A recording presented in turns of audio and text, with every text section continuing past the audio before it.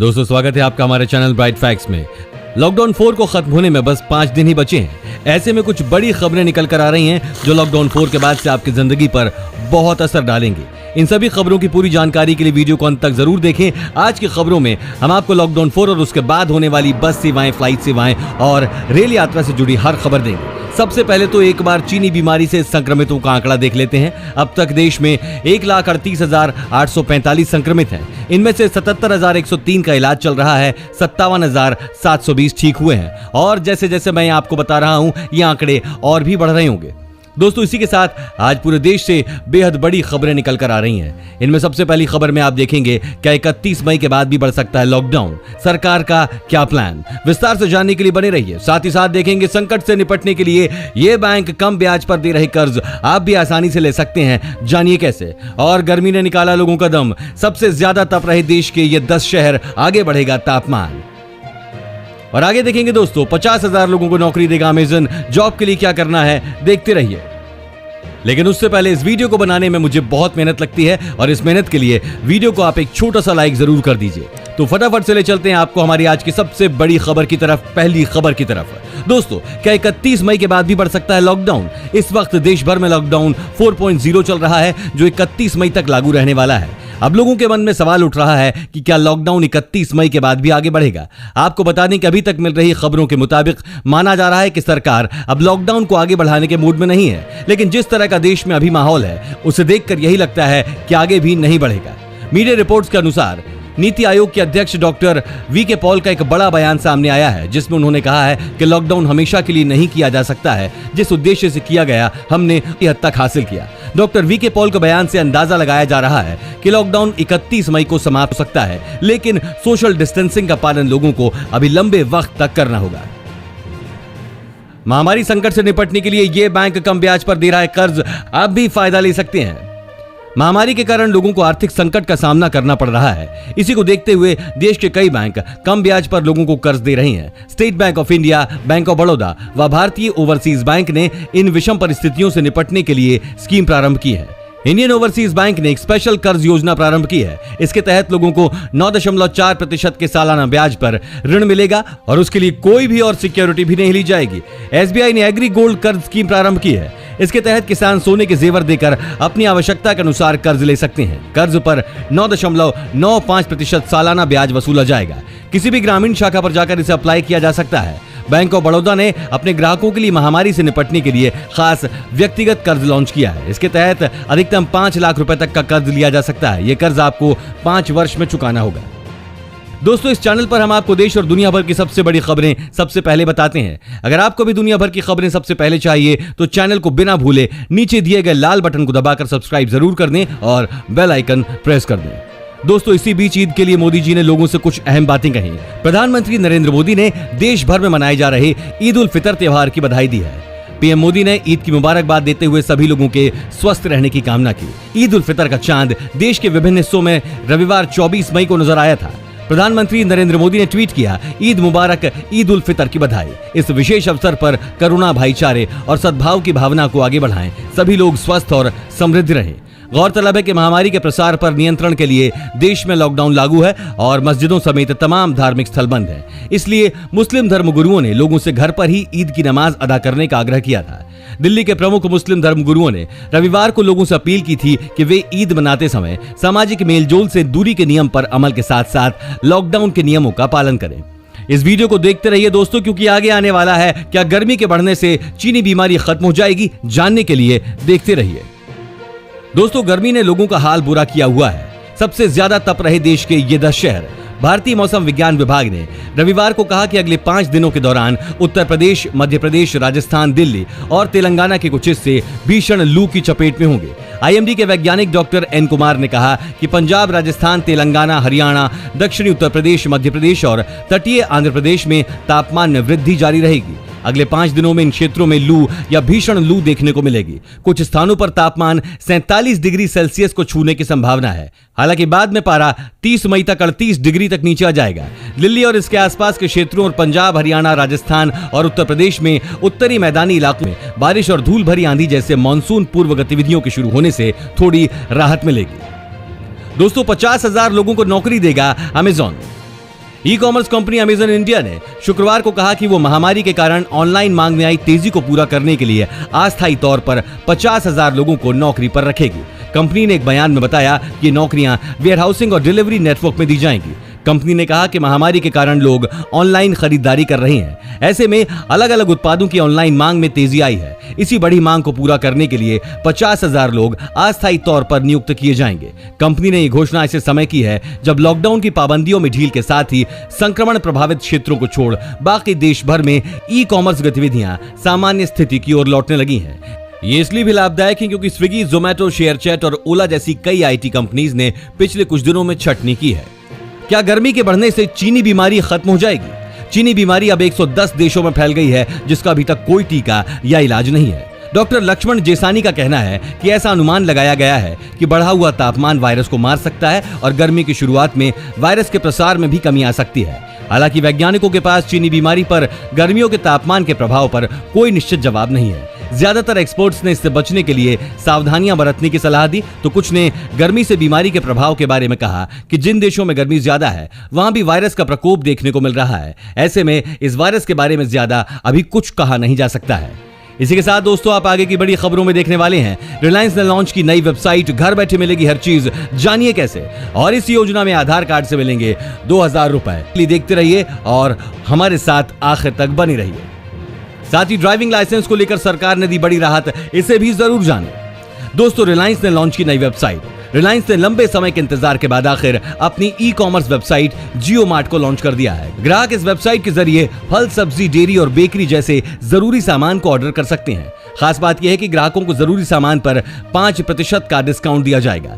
जानकारी के लिए बता दें कि पिछले 6 महीने से कंपनी नवी मुंबई, कल्याण और ठाणे में इस सेवा की टेस्टिंग कर रही थी, जिसे अब लॉन्च कर दिया गया है। जियो मार्ट के मुताबिक अगर ग्राहक 750 रुपए से ज्यादा का सामान ऑर्डर करेगा तो उसे फ्री होम डिलीवरी की जाएगी। वहीं कम कीमत वाले ऑर्डर पर ग्राहक को होम डिलीवरी के लिए 25 रुपए का चार्ज देना होगा। यह पेमेंट डेबिट और क्रेडिट कार्ड के जरिए ही की जाएगी।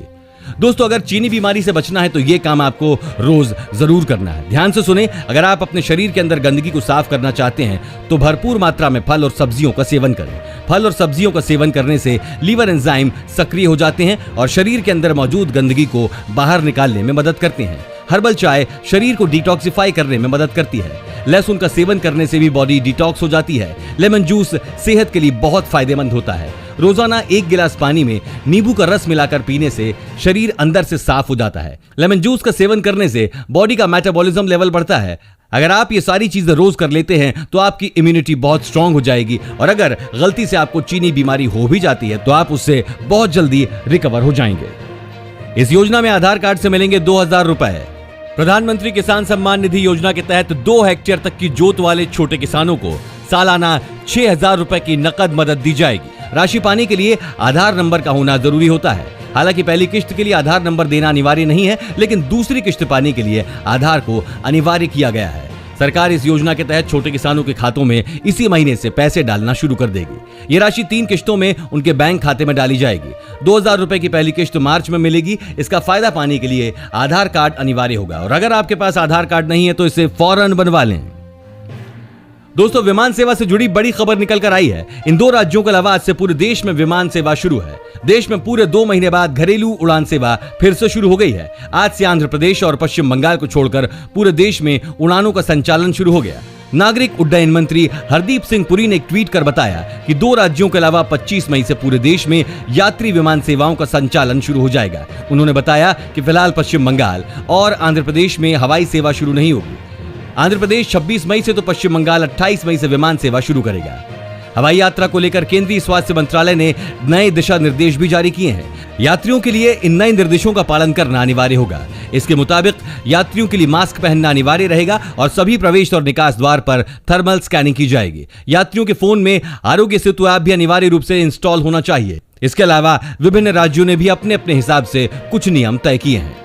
इसी के साथ ड्राइविंग लाइसेंस को लेकर सरकार ने दी बड़ी राहत। महामारी के संक्रमण की वजह से घोषित लॉकडाउन के बीच वाहनों के ड्राइविंग लाइसेंस जारी करने पर लगी रोक शर्तों के साथ हटा ली गई है। केंद्र सरकार ने रविवार को जानकारी दी कि मोटर व्हीकल संबंधित डॉक्यूमेंट्स की डेडलाइन को बढ़ाकर 31 जुलाई कर दिया है। खबरों के मुताबिक 1 फरवरी 2020 के बाद अगर किसी डॉक्यूमेंट की वैलिडेशन प्रक्रिया पूरी नहीं हो सकी है तो इसके लिए पेनल्टी या लेट फीस नहीं देनी होगी। सड़क परिवहन एवं राष्ट्रीय राजमार्ग मंत्रालय ने इस बारे में एक निर्देश जारी किया है। इसके पहले मंत्रालय ने 30 मार्च 2020 को मोटर व्हीकल एक्ट 1988 और सेंट्रल मोटर व्हीकल रूल्स 1989 के तहत जरूरी डॉक्यूमेंट्स की डेडलाइन को बढ़ा दिया था। इसके पहले बयान में कहा गया था कि 1 फरवरी 2020 के बाद से जिन डॉक्यूमेंट्स का रिन्यूअल डेट खत्म हो गया है, एक्सपायर हो गया है, तो 30 जून तक इसे वैलिड माना जाएगा।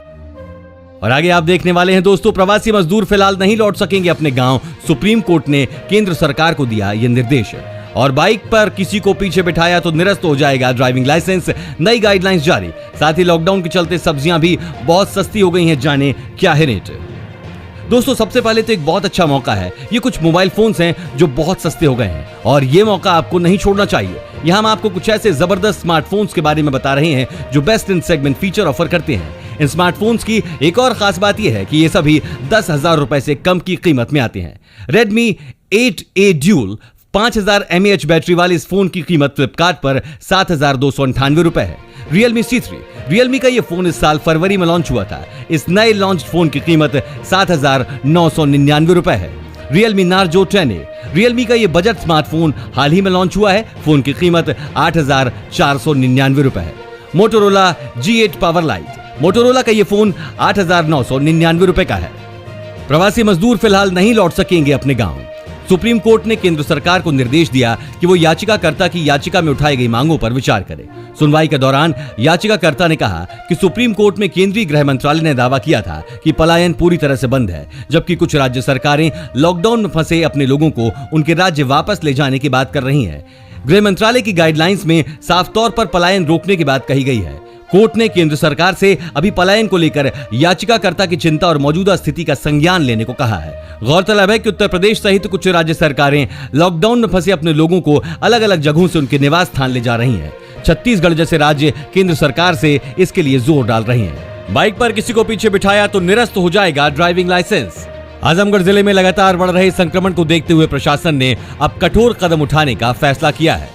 नए नियम के तहत यदि किसी ने लॉकडाउन के दौरान अपनी बाइक पर किसी को बिठाया तो उसका लाइसेंस निरस्त हो जाएगा। इसके अलावा उसके खिलाफ FIR भी दर्ज की जा सकती है। इस संबंध में SDM, इंसिडेंट कमांडर, तहसीलदार व CO को निर्देशित किया जा चुका है। रविवार को जिलाधिकारी ने बताया कि उत्तर प्रदेश सरकार द्वारा उत्तर प्रदेश महामारी को विनियामली 2020 बनाई गई है। इसके तहत लॉकडाउन का कड़ाई से अनुपालन सुनिश्चित कराए जाने के लिए धारा 15 में विभिन्न प्रावधान किए गए हैं। विनियमावली में किसी नियम का उल्लंघन करने पर भारतीय दंड संहिता 1860 की धारा 188 के तहत कार्रवाई की जाएगी। डीएम ने बताया कि दोपहिया वाहन पर पिछले सीट पर यात्रा करने पर पहली बार के लिए जुर्माना 250 रुपए, दूसरी बार के लिए 500 रुपए और तीसरी बार के लिए 1,000 रुपए होगा। तीसरी बार के बाद वाहन चलाने पर लाइसेंस निरस्त किया जा सकता है। दोस्तों गर्मियों का मौसम आ गया है और ऐसे में 5 राज्यों में अगले 5 दिन लू चलने के आसार हैं।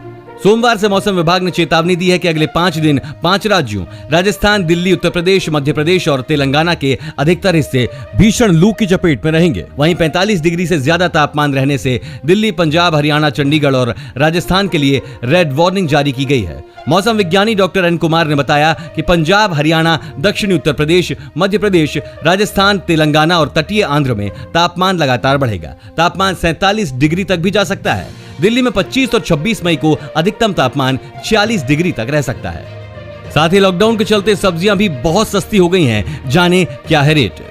दोस्तों इस लॉकडाउन में सब्जियों का भाव बहुत ही कम हो गया है और सबसे ज्यादा तो दिल्ली की थोक मंडियों में टमाटर और प्याज सहित सभी सब्जियों की कीमत में इस महीने भारी गिरावट दर्ज की गई है। फल और सब्जियों के लिए एशिया की सबसे बड़ी थोक मंडी आजादपुर मंडी में टमाटर 1 रुपया प्रति किलोग्राम से कम भाव पर बिका। मंडी के व्यापारियों ने कहा कि सब्जियों के खुदरा व्यापारी थोक बाजार में कमा रही हैं, इसलिए मांग कम होने से कीमत इतनी नीचे चली गई है। ओखला मंडी के ऑडिटर विजय आहूजा ने कहा कि टमाटर ही नहीं अन्य हरी सब्जियों की कीमतें भी घटकर 1/4 रह गई हैं। उन्होंने कहा कि घिया की कीमत 2 से 3 रुपए प्रति किलोग्राम भाव से बढ़ी है, जबकि तोरी 6 रुपए प्रति किलोग्राम के भाव पर बिक रही है। प्याज की कीमत इस महीने प्रति किलोग्राम 1.5 रुपए घट गई है। आहूजा ने कहा कि दिल्ली से लाखों लोगों के गांव चले जाने के कारण कीमत में गिरावट आई है।